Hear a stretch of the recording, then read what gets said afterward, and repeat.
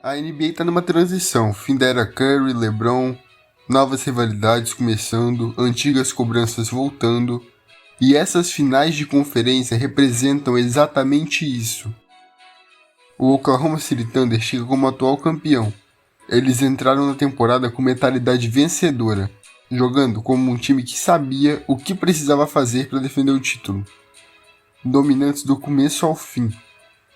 E, durante boa parte do ano, parecia que eles iam quebrar o recorde de vitórias. Mesmo não conseguindo, eles passaram o carro nos outros times. Já o San Antonio Spurs era o completo oposto. Ninguém esperava uma campanha tão profunda. Mas Mitch Johnson conseguiu colocar a cultura de San Antonio na veia de cada jogador. E o time começou a jogar como se cada partida fosse a última da carreira, mesmo sendo um elenco tão jovem. Os novatos pareciam veteranos, e essa foi a identidade dos Spurs durante toda a temporada. E no fim, ficaram na segunda colocação do Oeste, atrás apenas de Oklahoma. O Thunder é liderado por Shai Gilgeous-Alexander. Ele tinha sido MVP e, não satisfeito, repetiu a dose. Conquistou seu segundo prêmio. Agora, ele quer o seu segundo título para entrar na história. E já existe há algum tempo a narrativa que ele cava faltas demais. Para acabar com isso, ele fez a coisa mais simples possível. Continuou jogando o basquete mais eficiente da liga. E do outro lado, tem Victor Wembanyama. Sinceramente, eu nem sei explicar ele. O cara faz de tudo, ele arremessa de 3 do meio da quadra, infiltra, protege. Não parece ter nenhuma fraqueza. Melhor defensor da liga, envergadura absurda. O Shai ganhou o prêmio de jogador mais valioso. Mas o Wemby também é um jogador um pouco valioso. Chegar nessa final vale muito para os dois lados. O Thunder quer defender o título e construir uma dinastia. Já os Spurs querem aproveitar essa oportunidade para chegar o mais longe que der, honrando a cultura rígida desse time. Para vencer, os Spurs precisam manter o Wemby perto da cesta. Também marcar de forma agressiva os principais arremessadores, deixando livre outros caras tipo Lu Dort, Caruso. O defensor que estiver marcando o Wemby não vai conseguir ajudar perto do garrafão. Então o cara mais físico, tipo o Keston, vai ser importante nos rebotes ofensivos. E outro ponto é que o Keston não cuida bem da bola, então o De'Aaron Fox é um fator chave. Mesmo sem o mesmo físico, ele sofre menos turnovers, e isso se ele conseguir impor seu ritmo. Pro Thunder, o Shai consegue acertar arremessos de qualquer lugar. E AJ Mitchell, Jalen Williams e Chet estão entre os melhores jogadores de meia distância. O time passa muito bem a quadra e movimenta a bola até encontrar o melhor arremesso. A capacidade deles de converter bolas longe do garrafão pode decidir essa série. Na defesa, pressionar o D-Fox para acelerar o ritmo e forçar decisões ruins vai ser crucial. O Thunder precisa ajudar consistentemente na proteção de aro e disputar os rebotes de forma agressiva se quiser vencer. O jogo 1 da série teve de tudo: dupla prorrogação, tensão do começo ao fim, jogadas absurdas e um talento geracional brilhando no mais alto nível. Victor Wembanyama foi o nome do jogo. Ele foi o melhor na defesa, no ataque dos dois times. Ele foi tão absurdo que, mesmo com o D-Fox não jogando, San Antonio não sentiu falta, o nível não caiu. Ele perto do aro força os jogadores a buscarem ângulos diferentes e arremessos mais desconfortáveis. Nesse jogo 1, ele começou marcado pelo Isaiah Hartenstein, que não arremessa de longe. Aí ficou fácil para o Wemby se manter no garrafão. Oklahoma tentou envolver mais o Hartenstein nas jogadas para o Wemby subir, mas o tamanho dele facilita muito a marcação, ainda mais em drop coverage. E quando outro cara fazia screen, os jogadores só trocavam as marcações, contando que o Wemby seguisse no garrafão. Depois de um tempo, o Daigneault viu que não ia funcionar e colocou Caruso no Wemby. Sempre que o Shai pegava a bola, 2 ou 3 defensores já fechavam o meio, para nem dar chance. Quando ele conseguia atacar um corner vazio, o Wemby se aproximava para já contestar. Depois que ele contestava, o time rotacionava rápido, dificultando qualquer arremesso. Ficou claro que o plano dos Spurs era não marcar o Caruso, mas isso deu a oportunidade para ele fazer um jogo absurdo de 30 pontos. E essa versão playoff do Caruso tá um absurdo. No segundo tempo eles fizeram a mesma coisa. O Wemby marcava quem estava mais perto do garrafão, e quando o Caruso não estava, ele passava a marcar quem estava no corner mais perto. O Thunder começou a explorar. Assim, esse arremesso livre que ele cedia para o Caruso ia ficar mais caro. No final do jogo, ele estava mais envolvido nas jogadas. Não marcou o Caruso, e isso deu a chance para o Oklahoma virar o jogo, mas na primeira prorrogação ele voltou a jogar mais embaixo. O Thunder ia para cima vencer closeouts, mas sempre dava de cara com o mesmo problema, Victor Wembanyama. Ele foi a muralha que separou o Thunder da cesta. O Shai teve 23 arremessos. Desses, só 4 no garrafão, e converteu apenas 7. Isso foi o que aconteceu com o BMVP. Quando o Kornet estava em quadra, era aí que o Thunder aproveitava. Mesmo assim, faltando 30 segundos, San Antonio perdia por 3. E o Wemby fez coisas de Stephen Curry.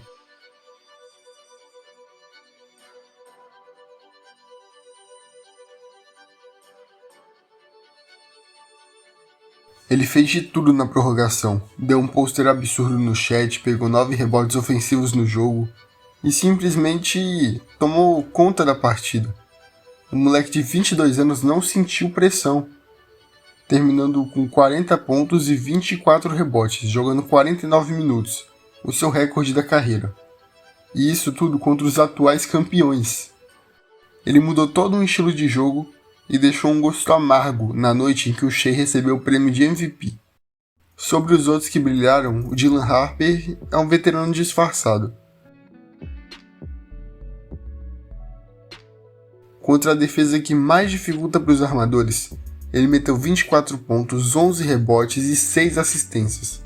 Foram 7 roubos de bola para ele, um recorde em San Antonio nos playoffs.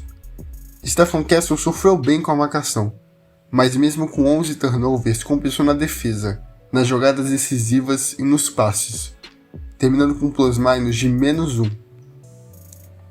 Essa defesa encaixada, jogadas decisivas e talento geracional foi o que fez San Antonio vencer o jogo 1. Oklahoma ainda está procurando um jeito de aplicar sua tática contra o Wembanyama, mas enfim, agora é jogo 2, né? No jogo 2, Oklahoma resolveu os maiores problemas.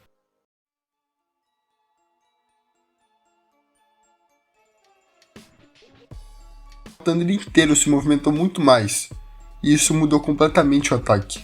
A Isaiah Hartenstein, que marcou o Wembanyama na maior parte do tempo, conseguiu limitar ele. Tá bom que 21 pontos e 17 rebotes ainda é absurdo, mas não foi os 40 do jogo anterior. E como é que ele fez isso? Jogando como um bloqueador. Ele usou o corpo como uma parede para separar o Wemby do resto do jogo. No papel parece genial, mas na realidade ele só ficou segurando e enroscando o Wembanyama de maneira ilegal, e a maioria das faltas nem foi marcada.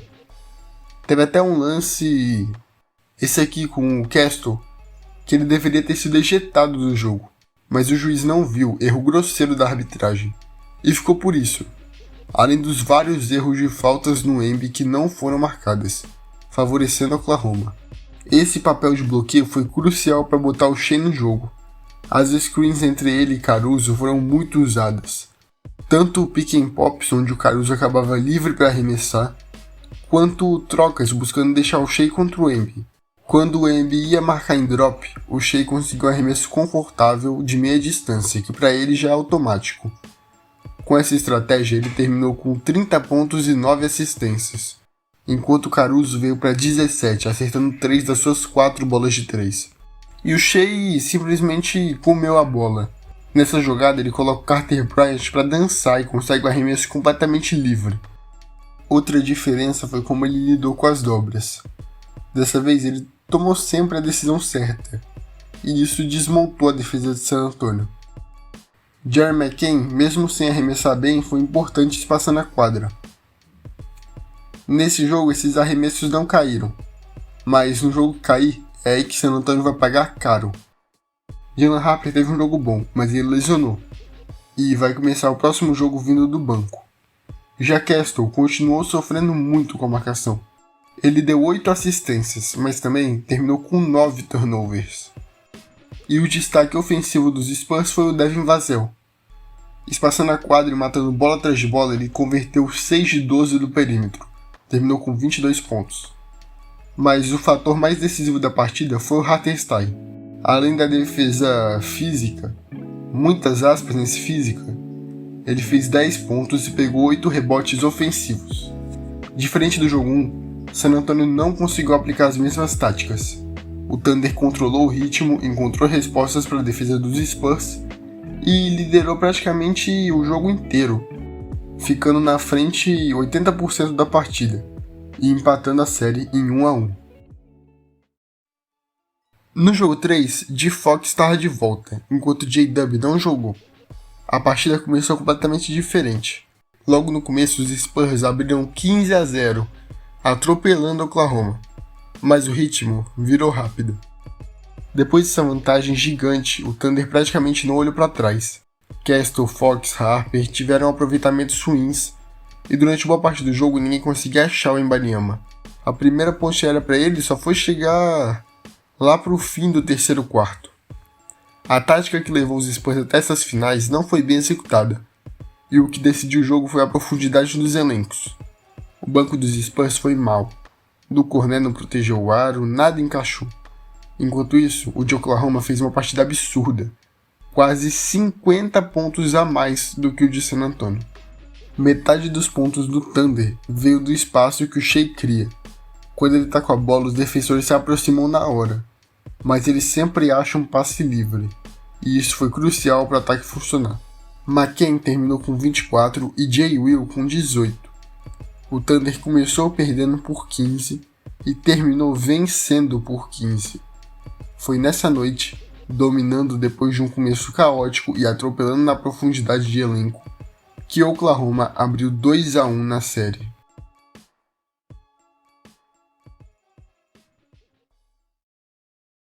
No jogo 4, J-Dub e AJ Mitchell não jogaram, e uma coisa mudou: a defesa dos Spurs. Eles estavam mais focados, a comunicação funcionou o jogo todo e isso resultou numa performance dominante. A marcação do Shea foi o principal. Quando ele ia infiltrar, um defensor já ameaçava pressionar, fechando os buracos e depois voltando para o seu marcador. E, se o Shea passasse pela pressão, tinha o Wemby esperando ele. O Caruso marcou o Wemby e o Castle botou a algema no Shea. O esforço defensivo ficou evidente. Muitos passes desviados e, diferente do jogo 3, tinha uma vontade a mais de contestar. Quando o Castle acumulou muitas faltas, eles colocaram o Harper, que de cara já conseguiu esse desarme. Nos primeiros jogos, o Wemby não saía do garrafão por nada. Se tivesse um cara livre, ele ficava lá e deixava arremessar. No jogo 4 foi diferente. Em vários momentos ele foi contestar arremessos fora. Como dá pra ver nessa jogada, o Castle tá marcando o Shea bem colado, ele fica pra trás, mas se recupera rápido. Harrison Barnes pressiona e já volta pra contestar, cobre o buraco. Castle isola o Shea do time e vem um screen ilegal pra fechar essa jogada de muito esforço de San Antonio. O Wemby também foi muito mais agressivo no ataque, 33 pontos para ele. E para fechar essa análise, não pode ter outra jogada senão essa bola espírita do Wemby.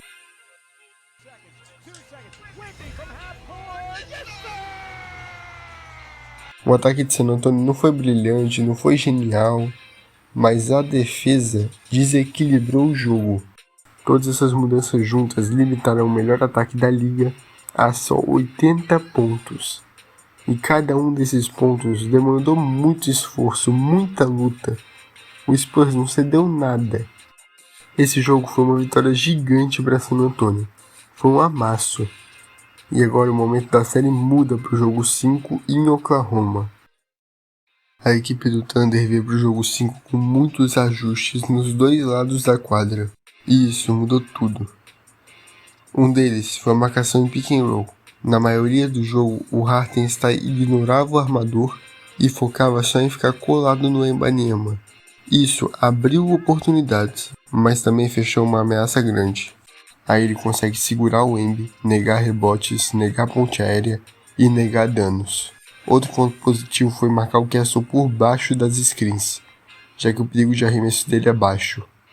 E quando o Fox puxava a screen, eles respeitavam mais. Isso abriu espaço para essa ponte aérea do Wemby. O cara do primeiro quarto foi o Julian Champagnie. Ele fez 13 pontos seguidos para San Antonio. Pena que não manteve o nível no resto do jogo. O ataque dos Spurs teve um foco nesse jogo, a transição. O problema disso é que nesses ataques acelerados o Wembanyama não estava envolvido nos rebotes e quando ele chegava o ataque já estava terminando, igual nesse momento aqui.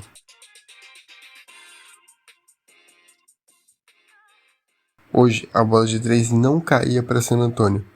O Wemby errou todos os arremessos de 3. No intervalo do jogo, o Oklahoma vencia por 11, com 14 pontos do Caruso e 19 do Shea. Lógico, nesse jogo a arbitragem também atrapalhou. Teve um goaltending no Casey Wallace que não foi marcado, e teve também uma jogada que é inacreditável. A bola bate no pé do Chet e sai, mas o juiz marca a bola para o OKC. O Mick Johnson desafia a jogada, mas a arbitragem não vê, não sei como. O Oklahoma sai com a bola, ele se estressa e ainda toma uma técnica por gritar com a arbitragem. O cara toma uma técnica por reclamar e com razão. Agora sobre as bolas de 3, elas foram a principal arma de OKC. Eles acertaram 44%. A base pro ataque do Thunder era o Shea. O Hartenstein fazia uma screen, o Shea ataca o corner vazio, isso puxa o Wemby. Ele tem que decidir se marca o Hartenstein ou a bola. Não importa em quem ele for, o outro fica livre. Então, depois de um tempo, começou a vir ajuda. Aí quem ficava livre era quem estava no perímetro. E se fundamentando nisso que o ataque de Oklahoma teve tanto sucesso.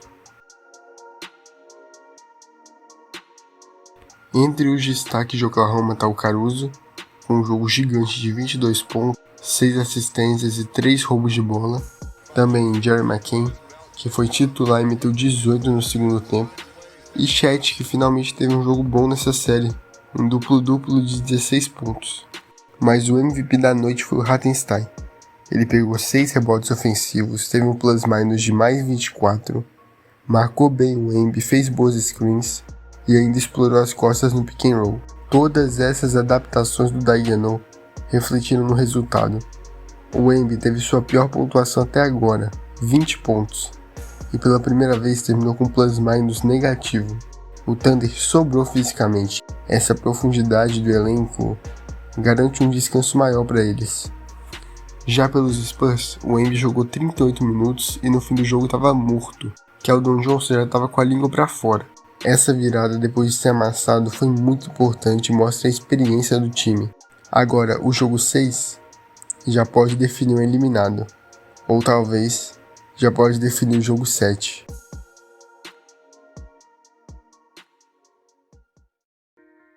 San Antonio foi pro jogo 6 contra a parede, e para se salvar precisavam vencer o melhor time da liga 2 vezes seguidas.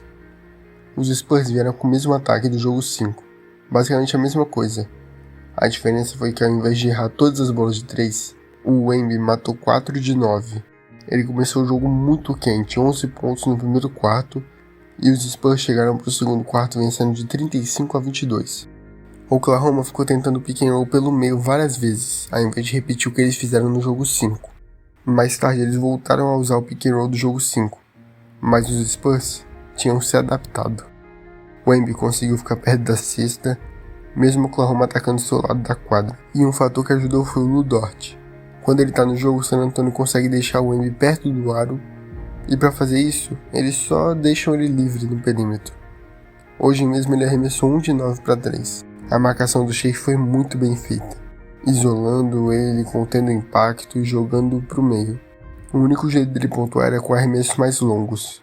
Quando o Shea conseguia chamar a atenção de 2 marcadores, ele tomava a decisão certa.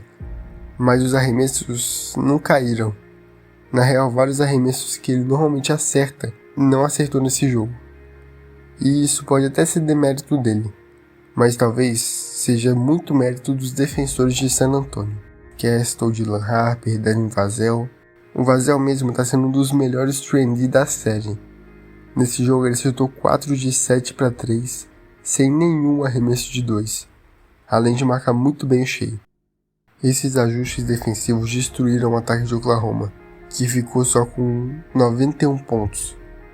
San Antonio venceu por 27, indo para o jogo 7 com favoritismo. O Chet tá sumido na série toda. J-Dub nem se fala. E tudo isso tá sobrecarregando o Shea. O máximo que o time conseguiu criar sem ele foi só uns handoffs que o Hartenstein começava. Enquanto San Antonio tem 3 armadores confiáveis, alas especialistas de 3 e um alien no garrafão. A série tá empatada em 3-3. E agora, teremos jogo 7. Chegou a hora da decisão da série em Oklahoma. Não tem mais como prolongar. Os atuais campeões vão para outra final, ou o time desacreditado vai dar esse passo enorme na direção de um sonho.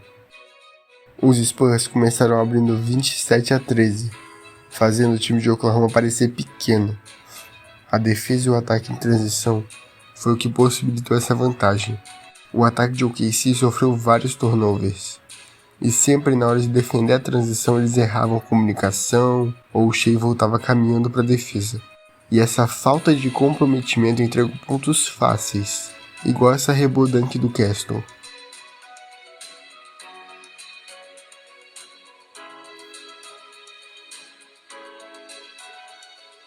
Depois, o Hartenstein faz esse screen pro Shea, que fica contra o Embiid. Com esse espaço todo, ele usa o impacto e consegue um arremesso limpo. Nesse jogo, o Shea estava caçando o Champagne e o Embiid no ataque, e isso foi um dos pilares do ataque de Oklahoma. Hoje, a arbitragem estava mais flexível. Um lance igual a esse normalmente seria falta para o Shea. E outro detalhe, enquanto o Shea arremessa, o J. Will faz uma troca com Cason Wallace para dificultar o rebote do Embiid. E na segunda chance, sai essa enterradaça. O J. Will liderou o Thunder em rebotes, com 10. E esse esforço foi muito importante para o time empatar o jogo. A jogada de empate veio por um erro de comunicação na defesa dos Spurs. E do jeito mais inacreditável. Uma bola de 3 do Lu Dort. E essa foi a única cesta dele no jogo. No intervalo, o San Antonio vencia por 3. Shea tinha 19 pontos e 5 assistências. Mais da metade dos pontos do time veio dele. Fora ele, o J. Will foi o melhor do time. E o Chet, que na regular teve 17 pontos de média, só tinha 2 arremessos tentados. Ele joga com medo perto do Wembanyama. Pelo lado dos Spurs, o Wemby, Fox e Castle estavam liderando o ataque. E o Carter Bryant tinha a mesma pontuação do Chet. Champagne acertou 2 de seus 3 arremessos de 3. E Vassell e Castle tinham 2 roubos de bola cada. O segundo tempo já começou com o Wemby martelando o Shea, que depois tentou devolver. Nessa jogada, o Dylan Harper vai para cima do Caruso e consegue um arremesso gigante. E logo no próximo ataque, ele atrai a marcação e consegue achar o Champagne livre, que mata a sua 5ª bola de 3. Em seguida, teve essa bola de 3 do Embiid, para fechar a run de 16-2 dos Spurs. Oklahoma diminui a diferença de 11 para 3, em 2 minutos, com 9 lances livres. É sério, só teve lance livre nesse tempo. No fim do terceiro quarto, o jogo estava 80-77 para os Spurs. No time de San Antonio, 6 pessoas pontuaram nesse quarto, e Champagne fez 11 pontos. Pelo lado de OKC foram só 3, Shea, Caruso e J. Will. Isso mostra a diferença de confiança dos times, que nesse jogo ficou evidente. Aqui, o Keldon Johnson segura o Chet, e pelo posicionamento o Dylan Harper garante o rebote. Depois de segurar o Chet, ele já vai pro corner, o Embiid vai para cima, puxa a marcação e acha o Keldon para essa bola de 3. Nessa jogada, o Chet passa e sai do Embiid. Já que a bola tá com o Shea, o Embiid continua ali, e isso cria uma desvantagem, onde eles conseguem achar o Cason Wallace para diminuir para 6 pontos a diferença. E para responder, o armador de 2,30 dos Spurs faz essa jogada.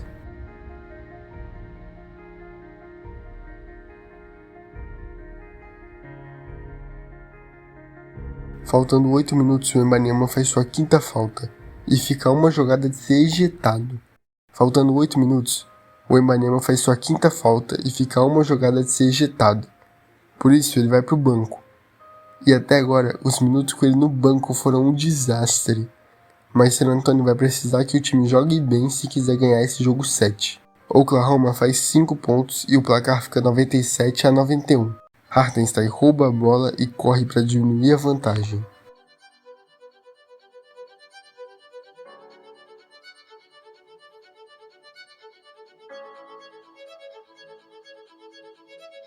Esse toco apaga completamente o ritmo e o espírito de Oklahoma.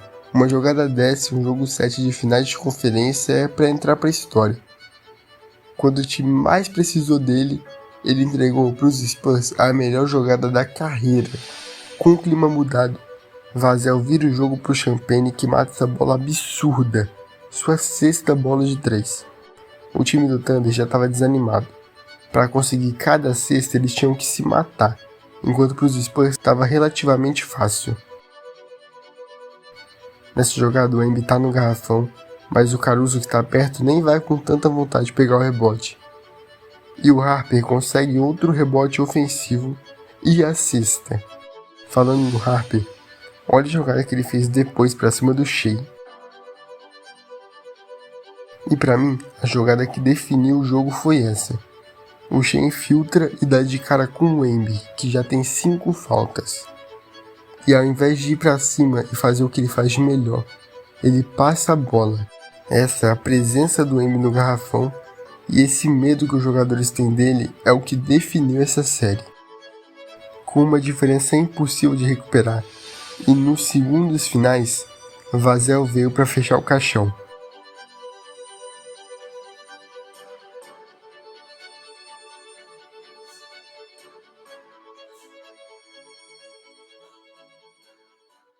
Depois de 7 jogos, o time de jovens eliminou os atuais campeões, jogando o nível mais alto de basquete. Agora, vamos ter mais uma série histórica nas finais. Várias perguntas foram respondidas. Por que você não pode ser o melhor só com 23 anos? Por que não dá para ser campeão com 2 calouros sendo titulares? A maturidade desse time já foi posta à prova. A mentalidade já foi posta à prova. Mas essa série também abre outras questões. Será que o Chet merece o contrato que ele estava esperando? Nesses próximos anos, vários jogadores vão ter que renovar. Será que nos próximos 2 anos esse time vai ser desmontado? Tudo isso vai ter que ser respondido. Se não nessa off-season, na próxima. Foram 7 jogos incríveis. E nesse vídeo deu pra ver que por trás de noites boas ou ruins, tem várias adaptações táticas e tomadas de decisões. Em 7 jogos, um estilo de jogo pode mudar muito. E nessa série, o estilo que mais teve opções, que mais teve respostas, foi o dos Spurs e do Mitch Johnson. Espero que você tenha gostado, comenta aí o que você achou da série e deixa o like. Aí eu vou ter certeza que você gostou e vou fazer uma análise das finais da NBA. É isso e vejo você no próximo vídeo.